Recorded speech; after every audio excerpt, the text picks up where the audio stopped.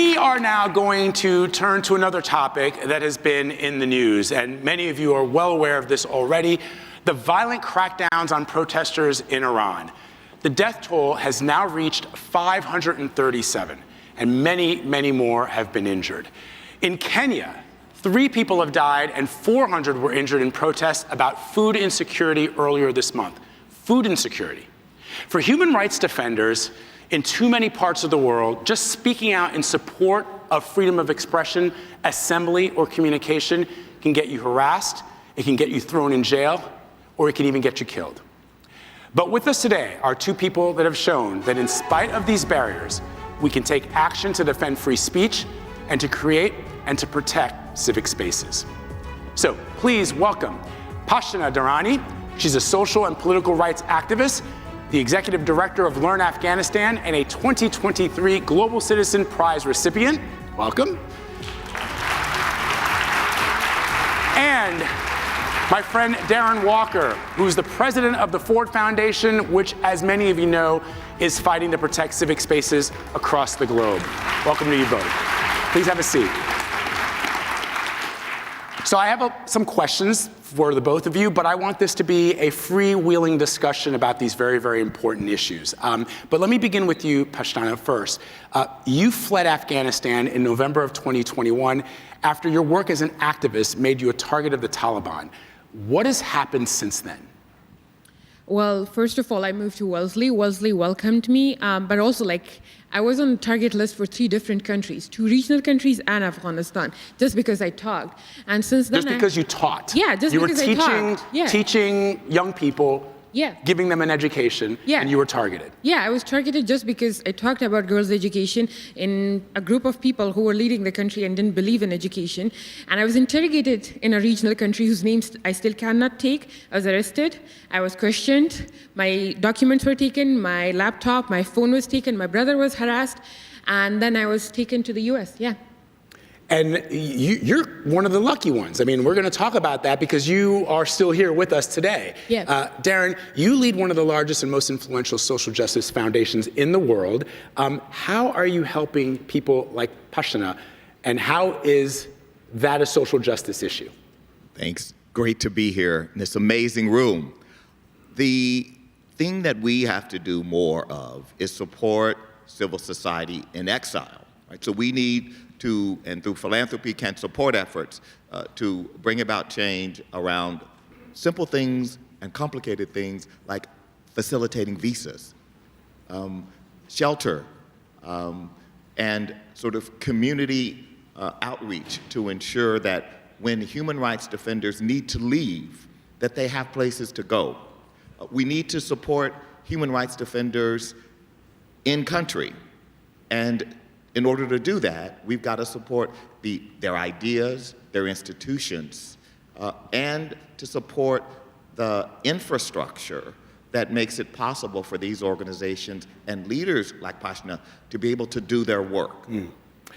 So, Pashtana, we mentioned it. You are one of the lucky ones. So many of people around the world who are in positions doing what you're trying to do, they lose their lives. You were able to get a scholar visa that got you out of Afghanistan and into the United States fairly quickly. But here's the question. There are many human rights defenders who could be at risk right now who do not qualify for this visa. So what are you calling for to help your fellow defenders who need to flee to safety? What can people do? Well, first of all, people like foundations can, first of all, support financially, support the defenders. If they are staying in the country, provide them with shelters, provide them with grants, give them a safe house, access to grants that is going to help them flee to a third country. But then at the same time, there are governments that you could call on, US, UK, Germany, Norway. All of these countries are the main players who, by the way, are making a lot of mess in our countries. They could be the ones making sure that the least you could do is give a humanitarian parole. Do you know why I had to come on a scholar visa? I'm not a scholar, I just graduated school, but I had to come on a scholar visa. Why? Because humanitarian parole was backlogged, and it still is backlogged for a lot of Afghans. So imagine every activist in Afghanistan that is arrested, that's gone missing all over the world, has to wait until the US can qualify or like figure out what the visa system is. So I think the best thing you could do is give them visas, humanitarian parole, welcome them because they're standing up for something that you call your own democracy and value. And apart from all of that, the most important thing you could do is support them financially, support them mentally, emotionally, and at least respect the fact that they put their lives in danger for something that they are doing and believing in, you know? Yeah. The other thing we have to support. Yes. Darren. We have to support independent media and journalism, because without independent media, we're not going to have the coverage of courageous people like Pashtana, because media is being shut down in many of the very countries where human rights defenders are under siege. 67 media workers and journalists were killed in the last year in many of these countries. And so philanthropy needs to also support journalists and journalism and the organizations who represent them, like the Committee to Protect Journalists and others, to ensure that journalists can do their job. It's such an interesting point, Darren, because in my own role as a journalist, during my time as a foreign correspondent, even with my training and my background, I was surprised when I was covering Boko Haram in West Africa and Nigeria, and I was working with local journalists. So oftentimes what we're talking about, yes, we know that Western journalists like Evan Gershkovich are taken into custody by government authorities. But what we often fail to remember is the local journalists on the ground who in many cases support the work that we do. I had a colleague of mine who was a Nigerian journalist. I was trying to reach him on the telephone during the coverage of those schoolgirls, the missing schoolgirls in northeastern Nigeria back in April of 2014. And I couldn't reach him. And finally, 2 days later, when I finally got him on the phone, he said, Vlad, I was touring the region with the Nigerian military and some paramilitary groups. You are on the air every day lambasting the Nigerian military for not being able to bring these girls home. Had they seen my phone, Vladimir Duthiers calling from CNN, who knows what could have happened to me? They could have thrown me in jail. They could have put a bullet in my head and said Boko Haram did it. And no one would know. My children wouldn't know where I was. I'd be in an unmarked grave. Those are the challenges you're talking about. Well, and the challenge that is often the case of the disconnect between those of us here in the North and what is going on in country, on the ground. There is a major lack of understanding and arrogance on the part of us in the North. We believe that we have the answers and that what we need to do is help these people be better and be more resilient. Actually, we need to listen to them. We need to fund their institutions directly. I'm a big believer in funding the big organizations in New York, in Geneva, in Washington. But we cannot do that at the expense of ignoring the folks on the ground who are closest to the challenge. So Darren, if people are concerned about protecting those civil liberties, what can they do to help human rights defenders, social justice leaders, to get visas? As Pashtana mentioned, just a simple act of getting somebody a visa and allowing them the free to safety if needed. We've got to raise public awareness. I mean, experiences like this are critical. We need to use the media to help, in this country, people understand why we need to have policies that make it possible for people like Pashtana to be able to come to the United States. Unfortunately, in this country, we have allowed a narrative around immigration that has degraded the very American idea of immigration. And so migration to this country must continue to be a priority. And when we have the opportunity to tell stories like Pashtana's, that makes it possible for that to happen. But I also want to add on this is like one thing we have to understand, as Darren said, is when you meet a defender, every time I go somewhere, they're like, oh, where are you from? I tell them I'm from Afghanistan, and they feel sorry for me. They're like, I'm so sorry.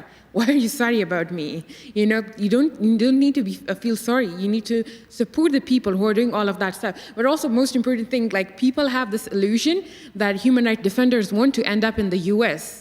Or they like to be here. No, they don't. We would like to stay back home. I would like to work on my constitution. I would like to defend the right to education.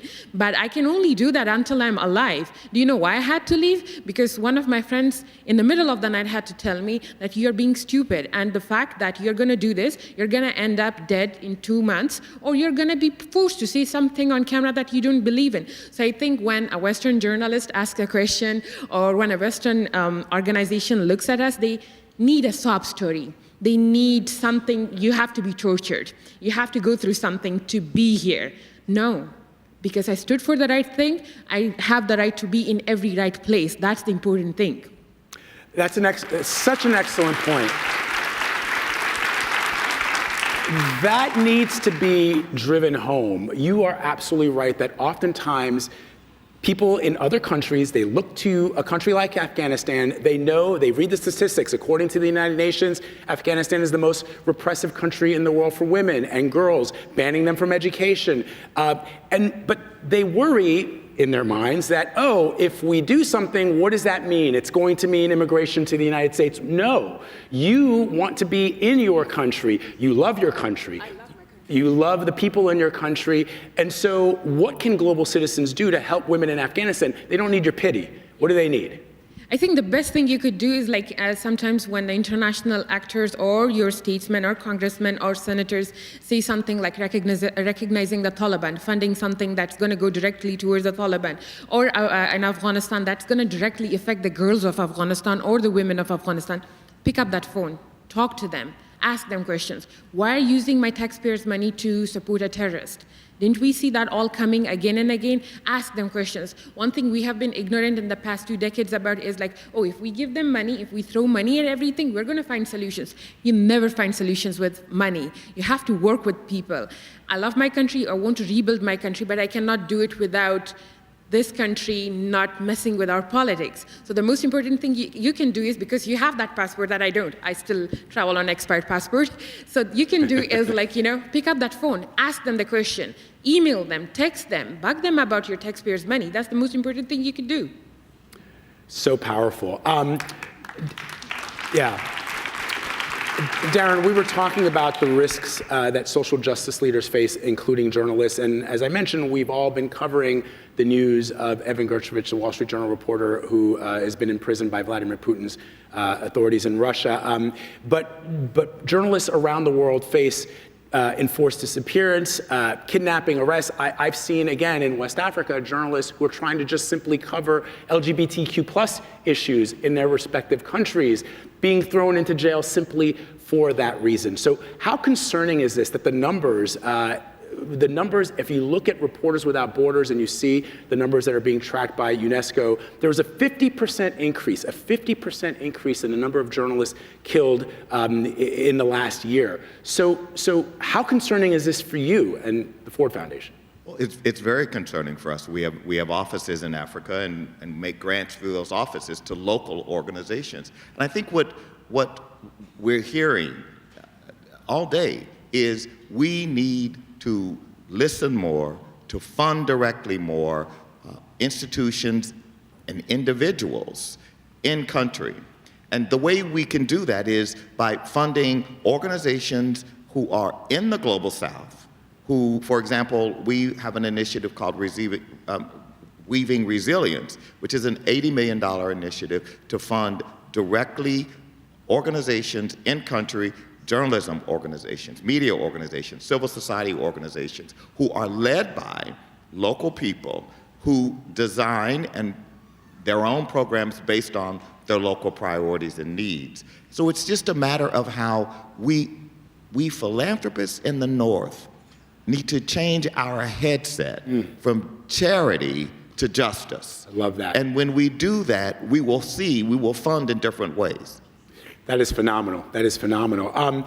Before we wrap this up, I want to just make sure, I wanted to have a robust discussion. We're having that. But Darren, is there a question that you'd ask Pashtana now that I didn't perhaps hit? Yeah, no, I'd love to hear, because you've got this really amazing experience and a lot of wisdom. What are the lessons for this audience, and what are the things not to do? I think the first thing that my team did for me was believed in me. They listened to me. I told them, okay, I cannot do this. I cannot move to another country. I cannot be on that plane. And they listened. and then they found the money. They met the right people. They went to Wellesley, you know. I didn't want to end up in the US as a refugee because I would have still been in limbo. I would have never been on this stage because I would be fighting for my asylum right now. So my team believed in me. They found the best institution. They found the best sponsors. They brought me here with all the respect that I deserved as a human being. And I think the institutions, the best thing that they could do is support that person as a human being, not just as a person who is a charity case, you know? That's the best thing you could do. Love that. Fantastic. Okay. As you've been, no doubt, hearing from this conversation, the private sector has a role to play in protecting the civic space. And today, we have an announcement on a first-of-its-kind corporate initiative.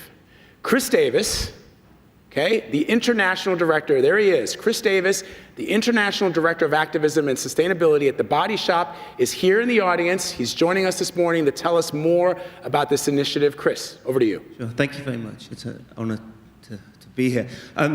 So this initiative is taking a slightly different view of activism. So there's this legal proceeding that exists in the world today called strategic lawsuits against public participation, or SLAPs, as our lawyers call it. Now, these legal proceedings are designed to allow individuals or organizations who've been criticized by civil society, by environmental activists, by human rights defenders, to take these organizations through the courts, drain their resources, financial, moral resources, and usually what happens is as soon as these things get to court, they're dropped. And these organizations are left without their resources and without the ability to challenge. So what the Body Shop has done today is committed to Global Citizens' Call to never take any action against these organizations and never participate in a SLAP. We're going further. We're an activist business, so we have committed to ensuring that our supply chain and our partners also never undertake these cruel, unethical, unjustified legal actions. We do not believe activists should be silenced. We do not believe businesses should ever silence activists. Wow, that's huge. Essentially what's happening, folks, is the Body Shop is signing a pledge agreeing not to sue and silence critics with lawsuits. That is the first of its kind, but let me just add to that.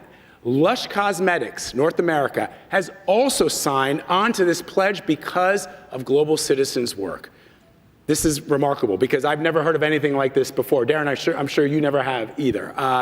Thank you very, very much for being here with us. Darren, thank you very much. Pashtana, thank you for talking to us about the importance of protecting human rights and the value of civic spaces. It's been a really rousing discussion. We appreciate it. Thank you.